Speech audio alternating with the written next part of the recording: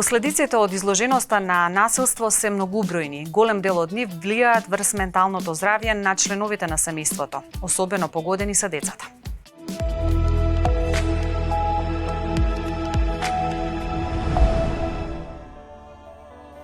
Контрола, изолација, љубомора и емоционални страдања на жената, навреди, омаловажување, доминација на мажот во семејството, дека неговиот збор треба да биде последен, заплашување и заканување дека ќе ја повреди неа или блиски луѓе, спречување да работи надвор од домот, понижување пред другите, барање дозвола да побара здравствена заштита, инсистира да знае каде е и со кого цело време. Вербално насилство. Тоа е форма на психичко и емоционално насилство и вклучува користење на зборови кои се заканувачки, понижувачки, навредувачки, обвинувачки и критикувачки. Помалку агресивните форми на вербално насилство се однесуваат на изјави кои, ако не впечатливи, сепак имаат скриена цел да ја манипулираат, понижат или лажно да ја обвинат жртвата. Демнење.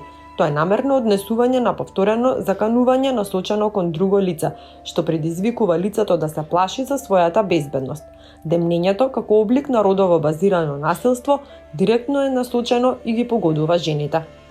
Секој аспект од животот на жените кои биле жртва на демнење е проследен со страв и анксиозност. Економско насилство. Секое действие на ограничување или спречување во располагање на лични приходи и финансиски средства за одржување на заедничко домаќинство и за грижа на детето, со што се предизвикува економска зависност на жртвата. Економското насилство е форма на семејно насилство. Насилство врз жени на јавни простори.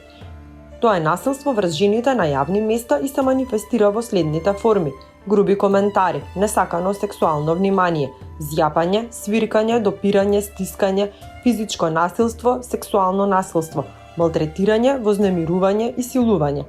Речиси секоја трета жена, 28,9%, која изјавила дека трпи насилство, потенцирала дека на насилството му претходело пијанство на насилникот.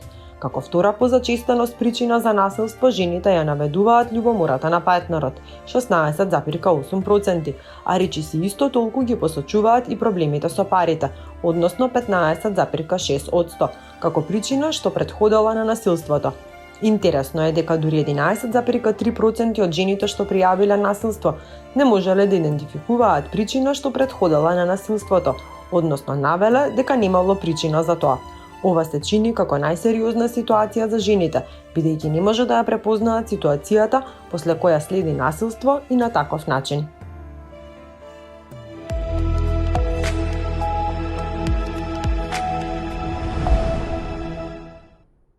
Ја прочитав своја и она што би сакала на почеток да прашам е која е пораката која што сакате да ја испратите со своја?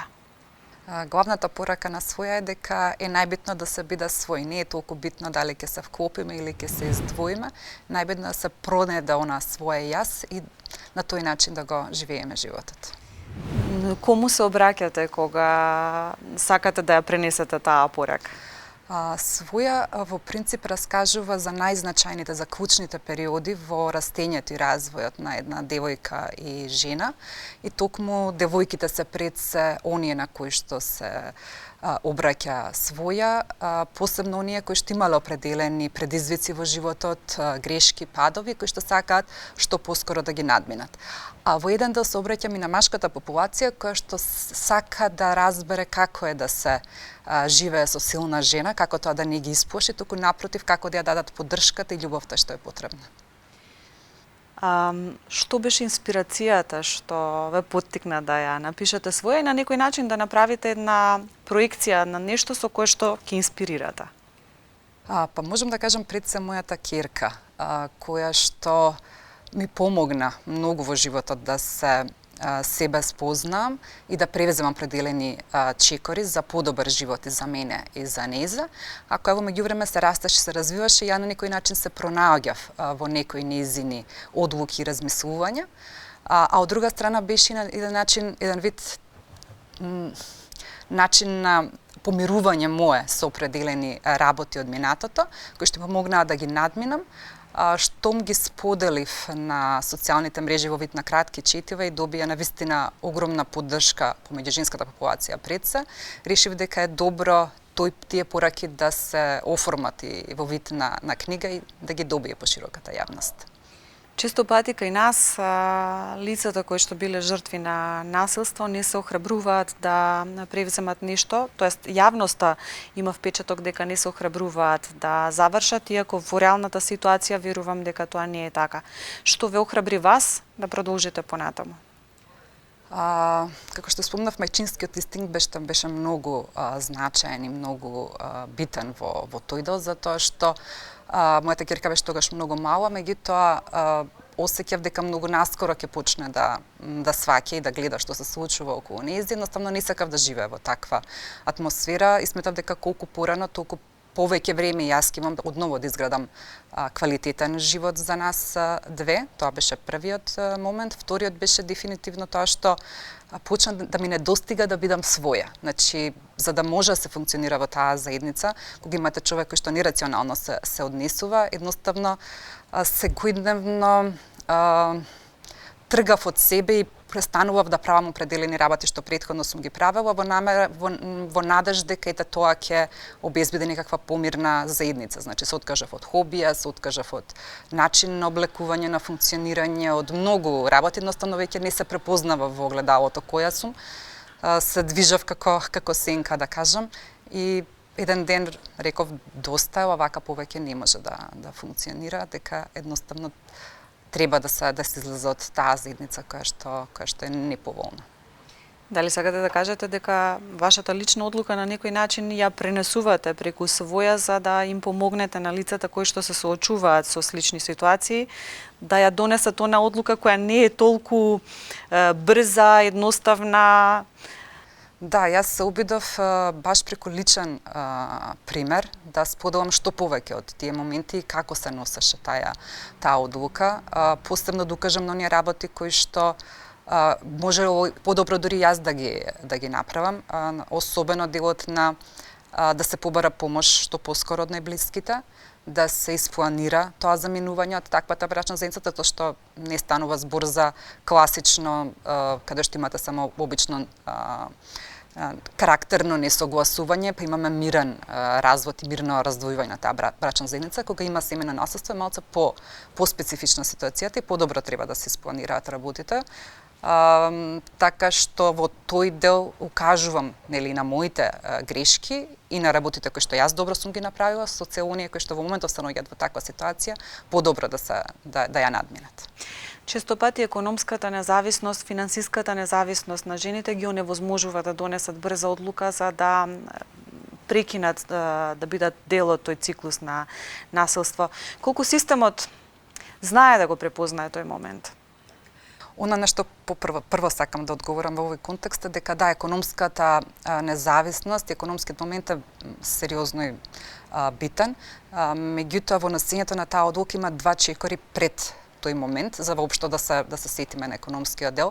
Најпрво е срамот, односно себе признавањето дека сте направиле грешка, дека човекот со кој што сте погрешно сте го процениле и да прифатите дека едноставно понатаму нема да бидете во таа брачна заедница и тоа си носи со себе определени моменти, барем определен временски период, кој што треба да сте спремни да ги носите, затоа што јас никогаш не сакав понатаму да функционирам во улога на жртва, така да тој момент ми беше многу битен како ќе го прво јас да си го признам, а потоа како ќе го износам надвор.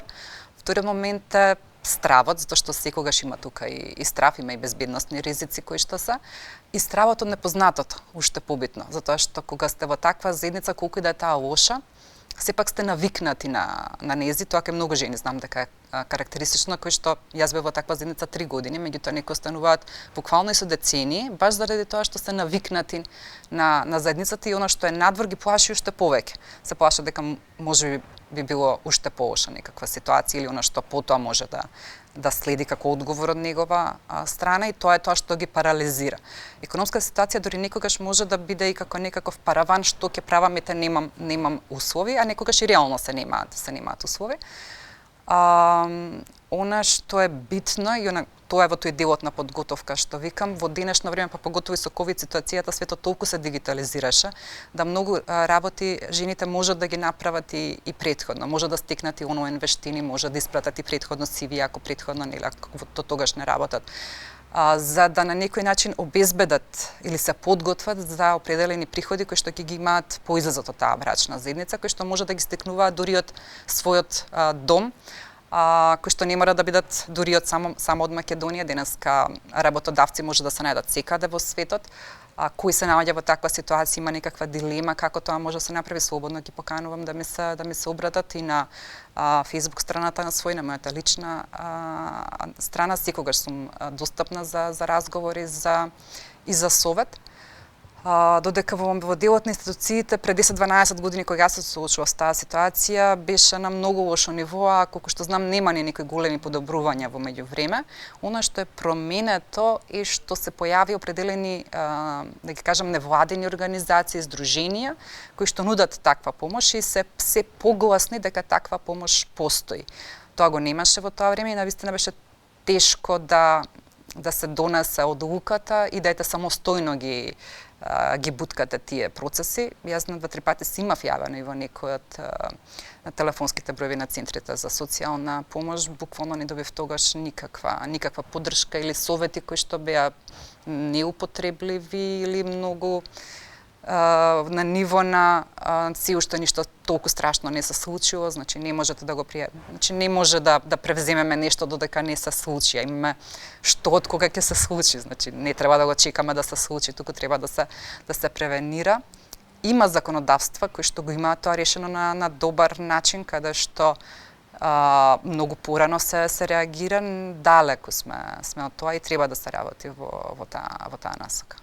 Колку е важна психолошката поддршка на лицата кои што поминале низ семејно насилство, затоа што не е само физичкиот дел, и емоционалниот дел е дел од оно што се случува. Емоционалниот дел би рекла дека е најбитен. Вие треба да сте окей со себе и со одлуката што планирате да ја донесете, да можете сами себе да се погледнете во огледало и да сте во ред со таа ситуација, она нова што ќе креирате.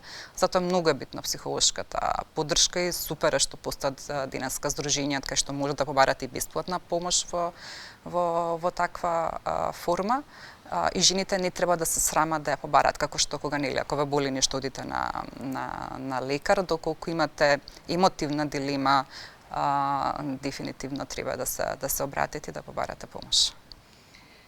Кој ве поддржуваше, ве слушаше, ве инспирираше, како што вие сега тоа го правите за лицата кои што се во ваква состојба? Јас го избрав на некој начин потешкиот пат, во смисла се трудев да надвор прикажам дека се е во ред, дека јас можам, дека тоа е одржлива ситуација, дека ќе се подобри, затоа што и навистина се трудев да се подобри и буквално во последен момент ја споделив ситуацијата со своите, затоа што никогаш претходно не сум ги загрижила, да кажам, за ништо. Дополнително верував дека нели јас како возрастна сум си ја донела таа одлука и нема зошто некој друг да се грижи за мене. Меѓутоа тоа беше погрешно, беше подобро порано да им кажам. Меѓутоа во моментот кога им кажав ми пружија огромно разбирање и безрезервна поддршка и вечно ќе им бидам благодарна за тоа, поготово за таа прва година која што секогаш најтешка, каде што не прифатија без никаков проблем и во текот на годините секогаш ми била поддршка. Дополнително голема поддршка ми даде и мојот сегашен партнер и сопруг, кој што го запознав подоцна. Меѓутоа исто беше битно како тој ќе ве прифати, како ќе го прифати детето, како вас ќе ве гледа, посебно нели со мојата професија на предприемач е специфично и битно да имате човек кој што ве поддржува и ве сака баш таква каква што се, тука и повторно пораката на своја. За крај, само уште ова сакам да им се обратите на лицата кои што во моментов може би се во својот дом и се жртви на семејно насилство, на ваш начин како своја. Так. Да знаат дека не се сами, дека многу девојки и жени на најразлични социјални групи, од различно образование, од различна па и возраст се соочуваат со истото. дека треба да се охрабрат, животот потоа и животот, да кажам, надвор од таа ситуација е навистина многу убав и дека релативно брзо поминува оној тежок момент потоа, за многу брзо да можат да изградат нешто поубаво, тоа што го имаат во тој момент, доколку сакаат да прочитаат своја, а немаат финансиски услови да си ја купат, повторно нека ми се обратат, ќе им подарам книга. Се надевам и верувам дека ќе им помогне и уште еднаш покана да се обратат до националната мрежа за поддршка на жртви на семејно насилство, каде што може да добијат и правна помош, каде што секако ќе добијат психолошки консултации и услуги, а дополнителни кариерни советувања. Јас држам преку нив и советување за развој на собствен бизнес ако некој има интерес во таа насока, така што нека не остануваат, што се вика, ни ден повеќе таму, нека испланираат како да излезат и што ќе прават потоа и што поскоро да продолжат со својот живот. Пандемијата, односно бројките од пандемијата, укажуваат дека има пораст на бројот на насилства во семејствата. Еве што велат податоците кои што ги истраживме.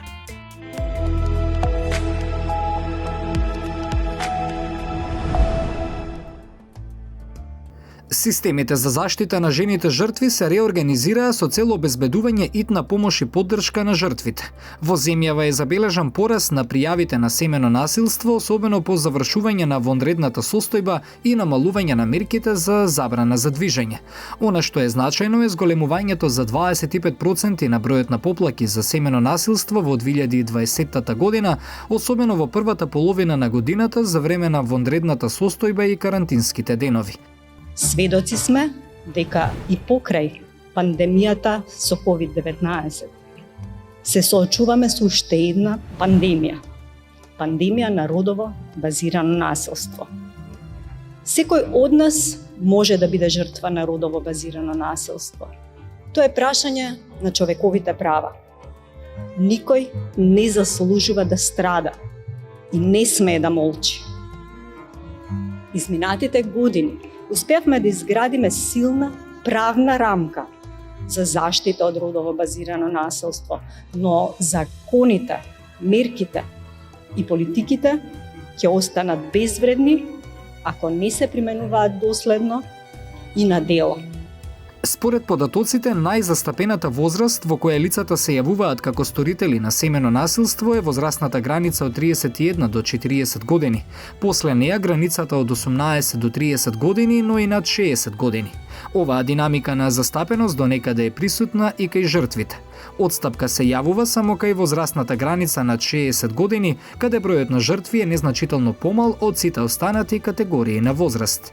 Во Република Северна Македонија секоја трета жена е жртва на семено насилство. По појавата на COVID-19, ситуацијата стана позагрижувачка. Од вкупно 26 убиства на жени извршени во Северна Македонија во периодот од 2017 до 2020 година, 22 се квалификувани како фемициди, со оглед на тоа што сторители биле сегашни или поранешни партнери или други членови на семејството на жртвата, покажува анализата на случаи на фемициди. За жал, институциите не сметаа дека ова прашање е приоритетно и не превзедоа значајни чекори за унапредување на заштитата на жените жртви на родово базирано и семено насилство.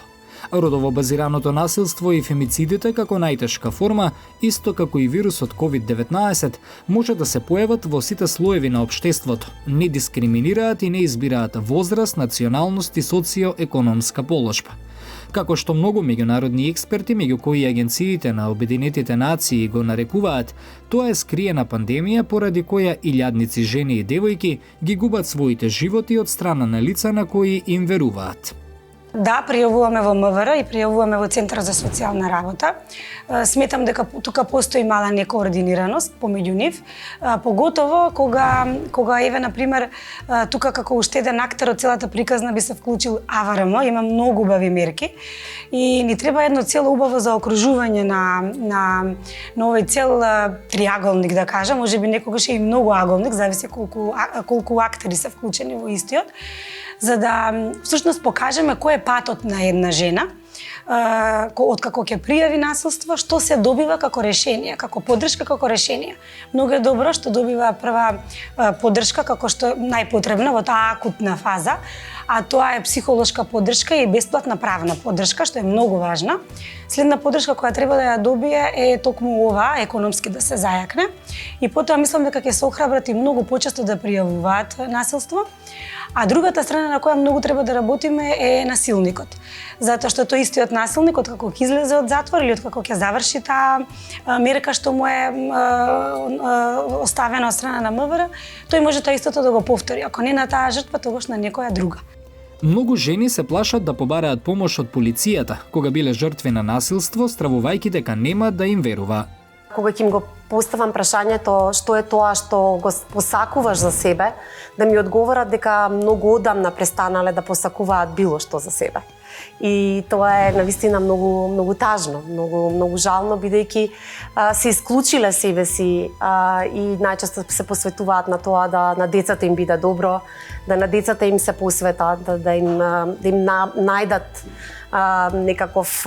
некакво прибежиште или безбедност на децата. И веројатно и чекаат последните инстанции или крајната издржлива ситуација во која што насилникот ги надминува границите и тогаш веројатно се одлучуваат на тоа да заминат. Но многу често тоа трае премногу долго или пак за жал се одлучуваат после извесен период да се вратат назад. И жените во политиката често се жртви на насилство. Дури и за време на изборната кампања, јас и моите колеги и колешки од NDI всушност помагавме на неколку кандидатки и на официјален пат да ги пријават и дискриминаторските случаи што им се случиле, потоа и насилствата и говорот на омраза. Но ќе речам, ваквите кампањи се и tekako потребни затоа што се крива свеста. Сега повеќе луѓе знаат за насилството и за различните форми на насилство со кои што се соочуваат политичарките, но не е доволно.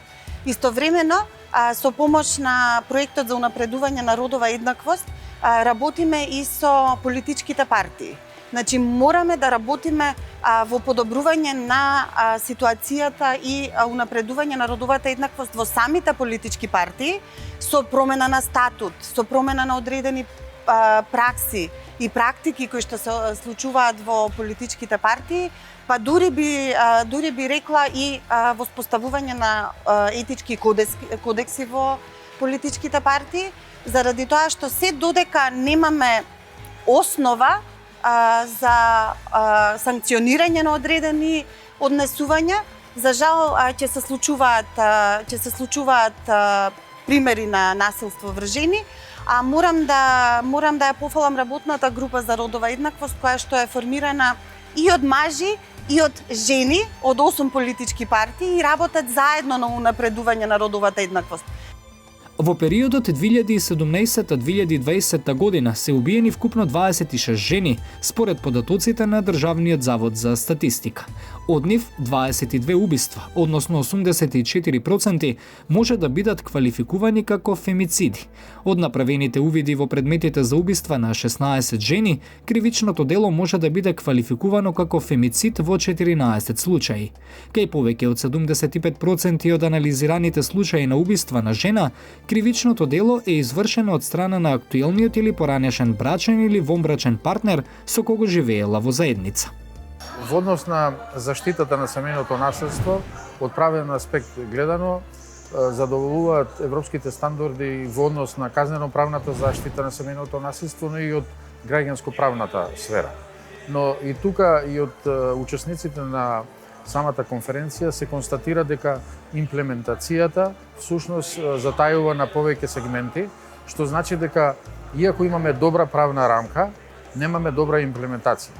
Тоа би било поука за да можеме да ги иницираме државните институции малку повеќе да посветат внимание на овој дел, посебно во имплементацијата, бидејќи е значајно во заштитата на оние кои што се извршители на семејно насилство. И сега во тоа јас повеќе се задржав на еден практичен дел, бидејќи извлеков одредени заклучоци од она што го проучив. Правната рамка е окей, значи тука немав некои забелешки, но на она што кажаа дека сите учесници, дадов еден мој предлог кој што се однесуваше на проширување на самата рамка на овој проект. Тоа значи дека да се зголеми превенцијата, бидејќи тука е централно место зазема семејството како основна клетка во општеството. И тоа треба да се имплементира, односно да се превенира уште од што се вика уште оние лица кои што не стапиле во брак. Тоа значи треба да се почне од семејството, па после низ образовните институции и дополнителни едукации кои што ќе значат подготовка на членовите на општеството да стапат во брак. Тогаш ќе ги имаат основните предуслови и сознанија и утврдени вредности за семејството и врските кои што произлегуваат од семејството и полесно ќе стапуваат во брак, односно не ќе доаѓаат до вакви ситуации да имаме семејно насилство. Затоа и јас предложив да оваа кампања која што е одлична ја прошириме и ги инициираме државните институции да изградат државна стратегија на континуирани превентивни мерки кои што ќе бидат израз на добро проучена појава каде што ќе се утврдат причините за настанување и екзистирање на ваква појава во современи услови. Македонското законодавство не го препознава терминот фемицид, пооттаму и не го регулира како посебно кривично дело. Она што е дел од кривичниот законник е основното убиство, член 123, а вршењето на кривичното дело убиство во семејно насилство е предвидено како отежнителна околност во истиот член, став 2, точка 2. Од правен аспект, од предвидување во законските решенија, јас, спремајќи се за оваа конференција, ги проучив законските решенија, каде што видов дека постојат одлични решенија за постапување со жртвите од семејно насилство. Но, како што слушнав, но и од оние сознанија кои што ги имам од секојдневниот живот, дека тие тешко се имплементираат, посебно затајуваат одредени институции кои што носат одлуки за одредени мерки, како што е судството, тоа го кажа и одредени представници тука од социјалните служби и други кои што пак од друга страна мора да преземаат одредени процесни действија да го докажат постоењето на такво насилство за да може да изречат одредени мерки. Република Северна Македонија ја ратификува Конвенцијата на Советот на Европа за спречување и борба против насилство врз жени, вклучувајќи и семејно насилство, позната како Инстанбулска конвенција, во декември 2017 година, а таа стапи во сила во јули 2018. Предлог текстот е усвоен од владата на Република Северна Македонија на 28 јули 2021 година и е влезен во собраниска процедура, што остава простор да се направат дополнителни измени и дополнувања.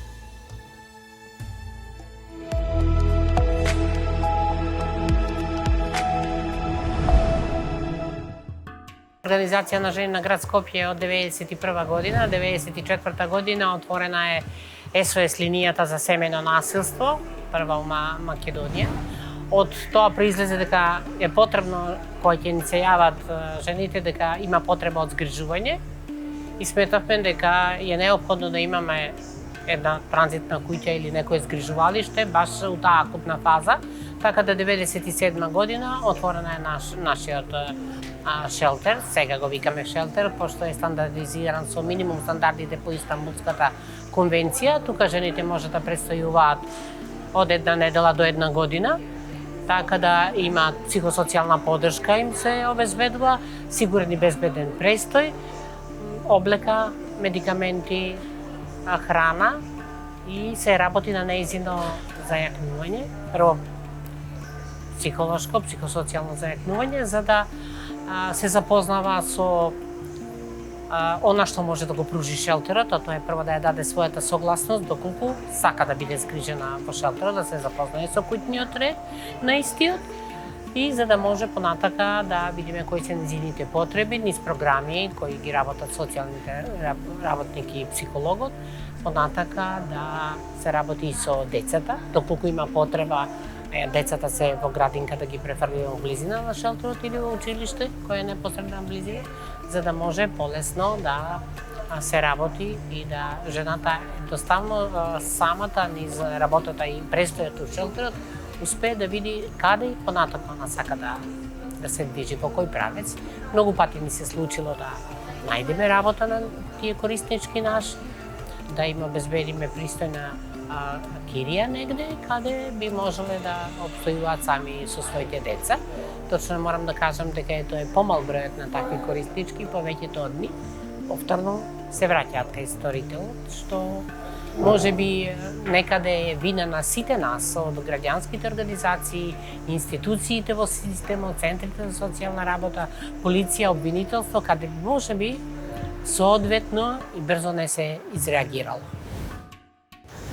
Да, точно е, многу работи се направиле од низа години, па и да не кажам последниве десетина години се работи на промена на законските регулативи, законот за семејно насилство веќе по трет пат е донесол. Спомнав дека Истанбулската конвенција е подпишана, таму има строго подпишани услови кој се може да биде давател на тие услуги од сервиси кои постојат и кои ги има и државата, а и граѓанските организации.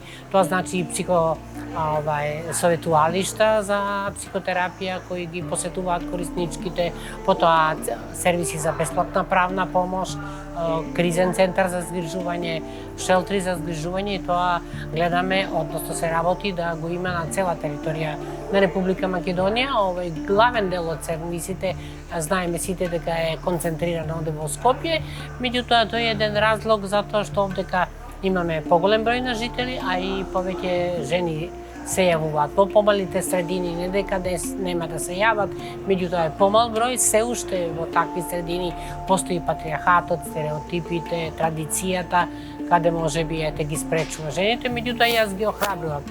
Не дозволат да бидат малтретирани ни психички, а камоли физички, затоа постојат организации, постојат у државата институции кои се должни да им пружат соодветна заштита. Таа е виновна. Со своето однесување го предизвикуваше. Ова е само еден мит кој што ја отсликува перцепцијата на дел од јавноста во врска со насилството врз жените. Еве што друго имаме во делот за медиумска писменост на оваа тема.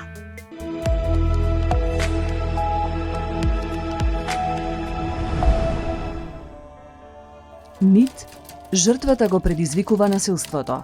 Факт, насилството го предизвикува злоставувачот. Тој е одговорен за своите постапки. Мит, жртвите уживаат во насилството. Да не е така би заминале од злоставувачот. Факт, никој не ужива кога е злоставуван. Мит, насилството во семејството и меѓу партнерите е нивна приватна работа. Факт, насилството во семејството е сериозен општествен проблем. Мит, злоставуваните жени одбираат насилни партнери, дури и ако го остави насилникот ќе најде друг кој повторно ќе ја тепа. Факт, иако некои од злоставуваните жени повторно наоѓаат насилни партнери, жените не ги бараат и не стремат кон насилен однос. Мит, физичкиот напад од мажот врз партнерката е изолиран настан и веројатноста за повторување е мала.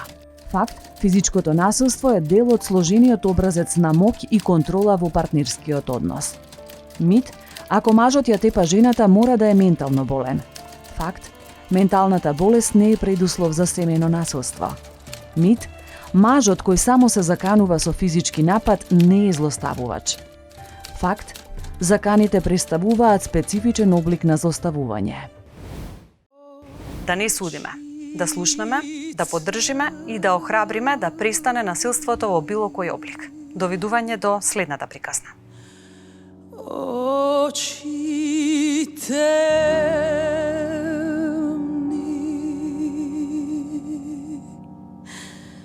очи страстни,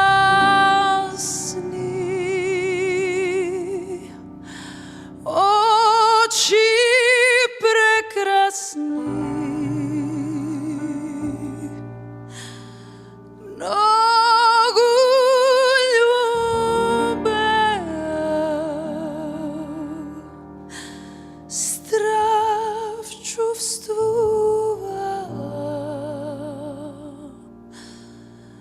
Ти в кост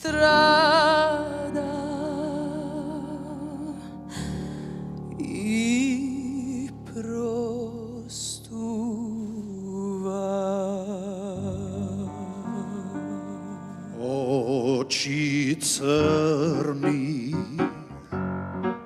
plamen gorea. Вгледка далечна не забира. Таму царува љубов спокојна.